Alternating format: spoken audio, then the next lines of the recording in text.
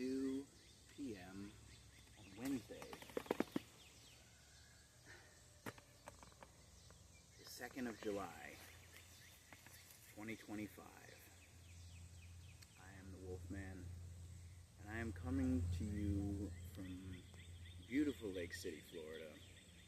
The city itself, well, in the words of Kurt Vonnegut, what an ugly city every city is. But the land around, man, this is beautiful country. There are cold springs and lakes and rivers and some of my favorite trees. I am sweaty because it is hot and muggy, and I've just been for my I don't do early morning awake. I tend to sleep through the early morning. But I've done my morning walk, and it is hot and muggy. So here I am, underneath one of my favorite trees, and I want to talk to you about a lot of things. I intend to ramble. I do want to say that this area is beautiful, and I'd like to keep it that way. So if you live here, or if you visit, please be good to my land. I call it my land in the same way I call my sister. It's not, or my brother, not in the way that most people say my land, at least in America. It's not so much mine as in possession. It's mine because it's related to me. So, that having been said, I do intend to ramble, but I have a concept that I would like to lay out for you. Hopefully you will find it as useful as I find it. The concept is this: one higher self and a congress of small selves. Now, before we dig into the concept itself, I would like to give a quick, gentle reminder that the concept is never reality. Concepts are about reality. So the words and ideas we have about reality are never the thing itself. As I like to say, the word water will not get you wet unless that's what you're into. The concept is never the thing itself. Concepts can be accurate to some degree. They can be useful. I don't think it's necessary to rid yourself completely of concept. I think it's probably a bad idea, even if you could. However, to understand that the concept that you have about the thing is never going to be the thing itself. And so, there is a universe. There is all that is. There's nothing outside of all that is. There's one thing, in one way of looking at it, there's only one thing. And I'm not even a part of it. I'm a feature of it, because the alternator is a part of your car, but you can remove the alternator from the car. I can't be removed from the universe, because where would you put me? So I'm a feature of the universe. Theoretically, the universe could exist without me, but realistically, it does not. In reality, there is no what could be and what couldn't be. There's only what is. What is you and me. Me facing north, you watching a video with a south-facing perspective of me and my favorite tree on my property.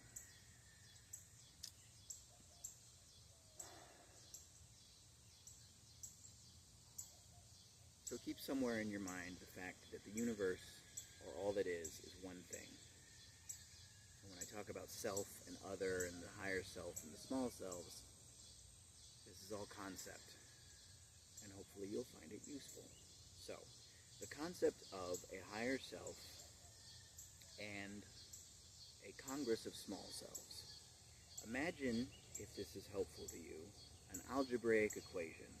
And on one side of the equation, we have all of the small selves. And they can be added together, they can be multiplied, divided, subtracted. They interact with each other to create, on the other side of the equal sign, you, capital Y-O-U. or the higher self. Now, I would say that, certainly the higher self is greater than the sum of its parts, but I can't quite say that it's exponential because that's not technically accurate. There may be exponents involved, but there's also addition, subtraction, multiplication, and division. It's just different things reacting and acting upon each other in different ways, the result of which is the higher self. All the small selves are drives, they are desires, they are needs, they are thought patterns and habits.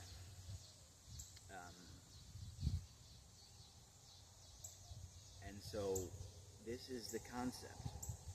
Now, why is this important? How does it make corn?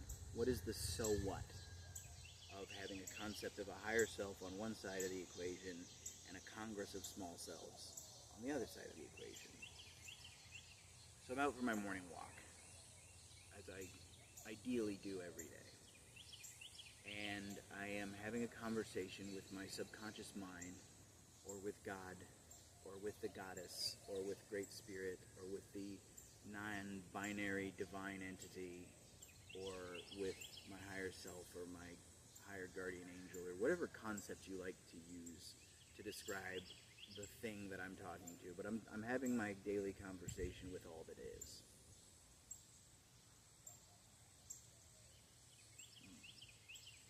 Now, I've gotten to what I consider a pretty far along point on the path. That's my perspective. I know what I want. I have a pretty clear picture of my wants and my needs and my purpose in life. For me, is to open an enclave, a retreat center, I used to call a sanctuary, and try to use it to help artists and creative people get off the rat wheel of capitalism and create their masterpiece, heal and create their masterpiece. My motto for the enclave is a world with more Chopins in it. Right? Along the idea, like how many Einsteins have wasted their life in a factory line instead of creating their version of the theory of relativity. So, I know all this. So I go out for my walk, and I get in contact with the divine, and I sort out my marching orders. What am I doing today? What am I doing this week? What is it that needs to be done by me? So I got a pretty clear idea of what I'm doing today. What I've got schoolwork that has deadlines. I've got a men's group meeting coming up that I need to do some preparation for. Some maintenance tasks and things of that nature. The details are not terribly important for the purposes of this video. So then when I think I've got it all sorted, I look up about 33 degrees above the horizon, which is where, in my experience, it feels like my best access to the divine is, right? You've got God, Ma, and Law, the three parts of the divine that show up in my imagination, 33 degrees above the horizon. The masculine, the feminine, and the inhuman aspect of the divine.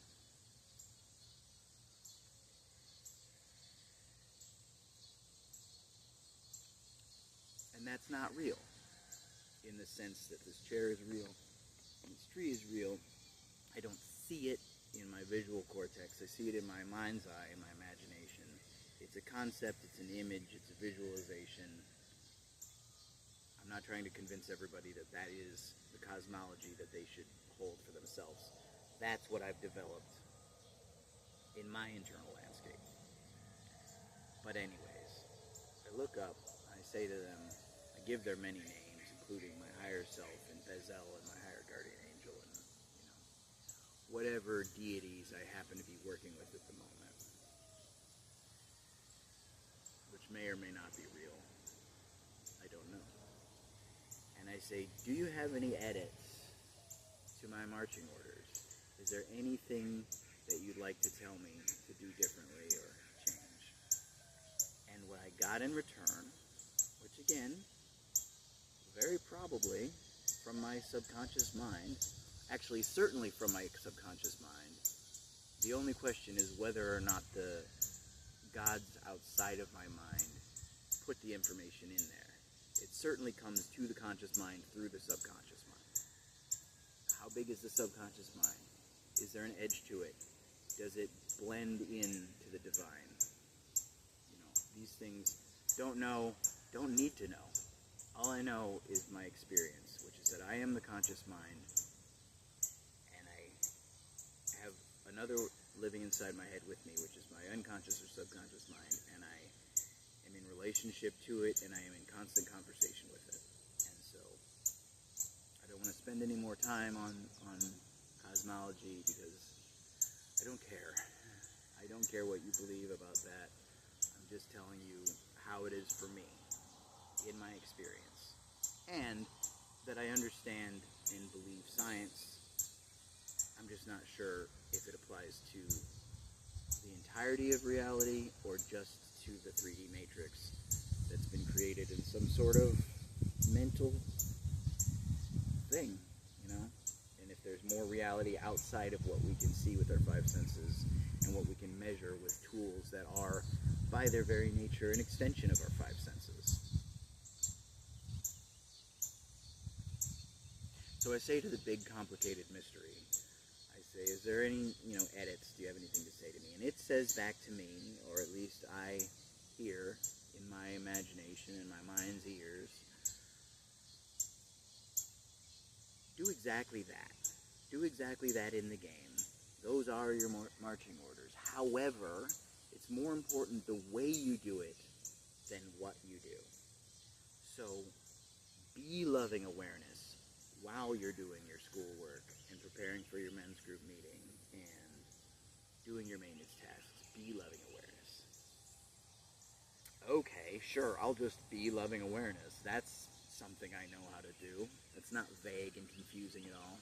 Okay, so how do you be loving awareness? For me, for you, depending on which voice you want to listen to, step one is to be very aware of your emotions. Be very, especially the ones that you consider negative or you don't prefer. Be very aware of when you feel frustration and when you feel sadness. Because you are loving awareness, the you, on the one side of the equal sign. And actually, it's one of your small selves in the Congress of selves that is sad or frustrated, just for examples. It could be peaceful, it could be, what your small self considers joy. It could be happy, but it's having an emotion other than this great, big, expansive, all-inclusive loving awareness and equanimity and just sort of observational state.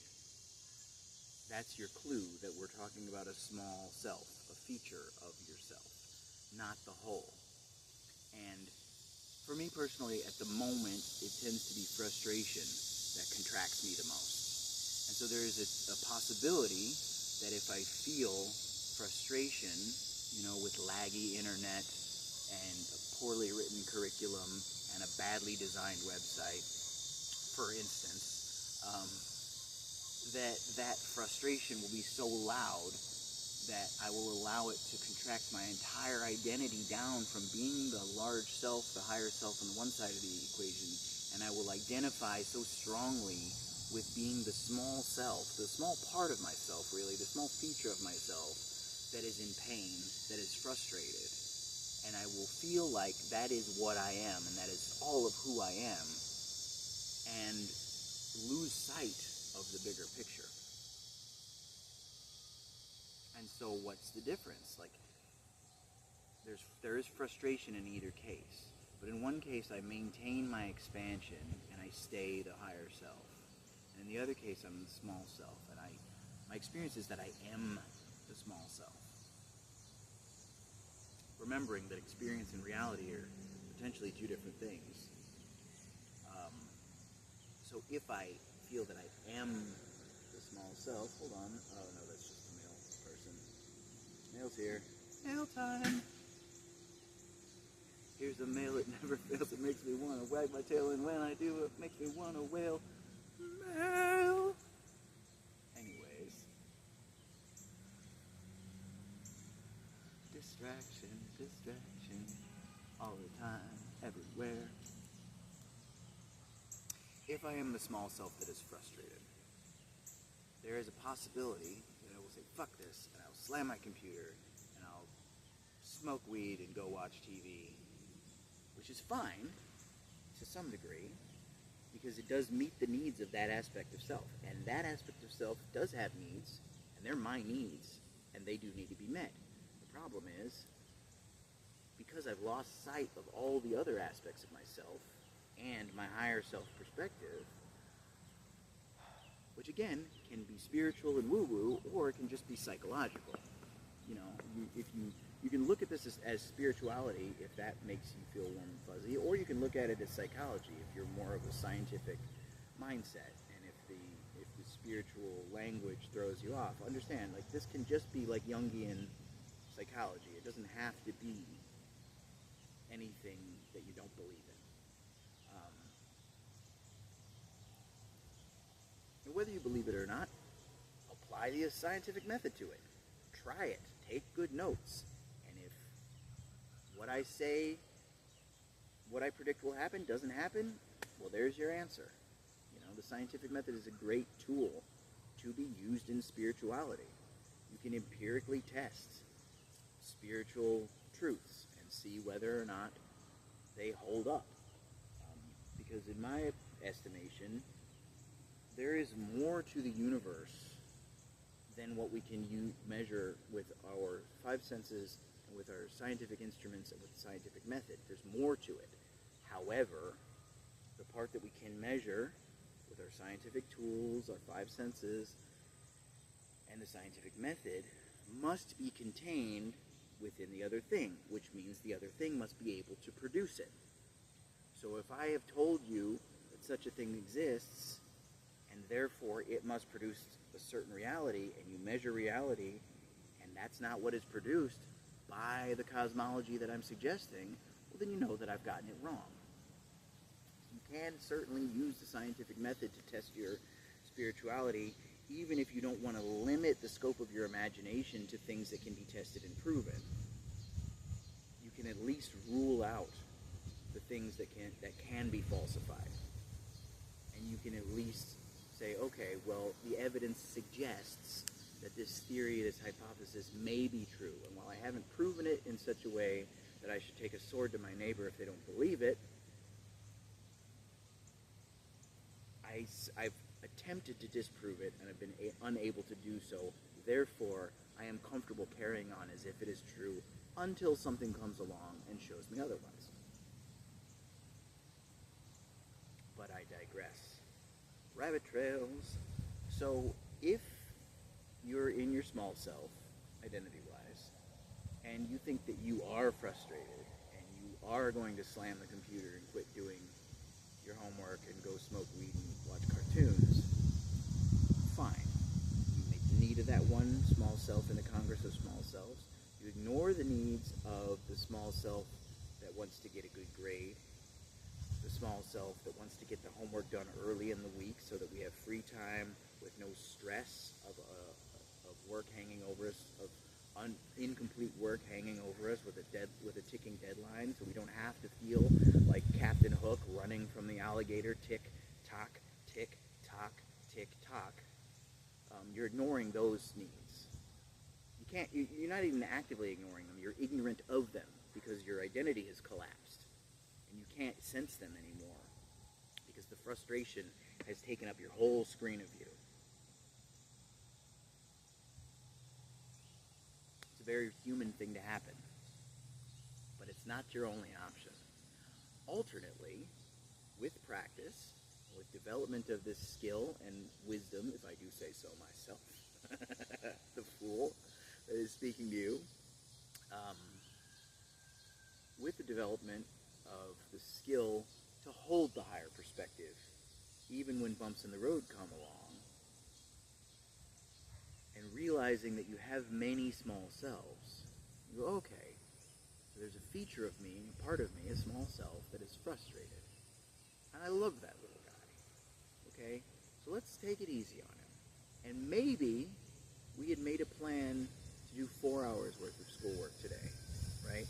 Now, for those of you that don't do mental labor very often, let me explain. I can work on airplanes 12 hours a day for 3 months straight, taking only the legally required 4 days a month off. Okay? I can do that because I can work on airplanes without engaging my brain very much of the time. You know, a lot of it is just this. You just turn the wrench. And yeah, you have to figure out which nuts to replace and stuff, but like that takes a few minutes, you know, and then once you know what the task is and you understand the task, then you spend hours just doing the task. And you don't have to be, you know, using the parts of your brain that play chess and that solve riddles.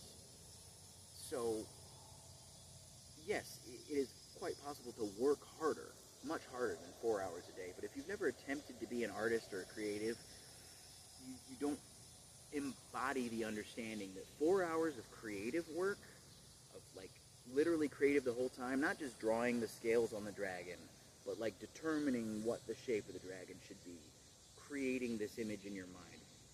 That part is exhausting, and you've got a limited amount of juice for that. Okay, so like 2 hours of good writing a day is a lot. 2 hours of figuring out new math concepts in a day is quite a bit. So it's like to do creative work for 4 or 6 hours, I would say is the equivalent of doing 12 or 14 hours of manual labor. It doesn't wear your body out as much, but like you're still gonna, it's a different limit. So if you don't understand creative work, you can look into this, you can try it yourself and verify it. If I'm learning new math concepts, I hit hour 6 and I'm staring at the screen and I'm just, there's nothing more. You give me a week, and if I spend 6 hours a day on that kind of work, I will get less work done than if I spend 4 hours a day. Because if I work too long, then my brain isn't as good the next day.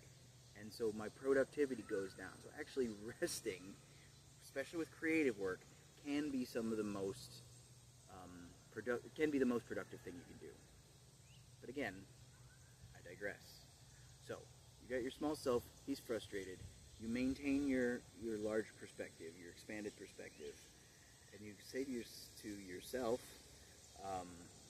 okay, so maybe we're not going to do 6 hours today. Maybe we're just going to do 2, because the small self that does chemistry homework is exhausted. And so maybe we're going to clean the carburetor on our lawnmower instead, because that's easy, and it doesn't require that small self to do any work.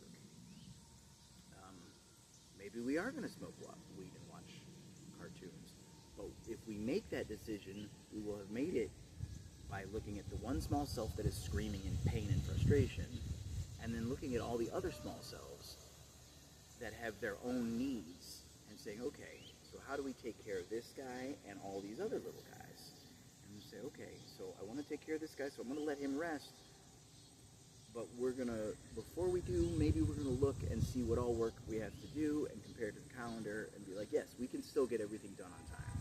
We can still get it good. Maybe we make a little compromise. We say, okay, so we're not going to get as many free days of having all of our deadline-based work finished and just being free.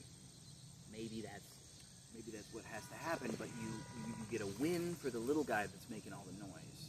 And you get a win for all the other parts, features of yourself, all the other small selves.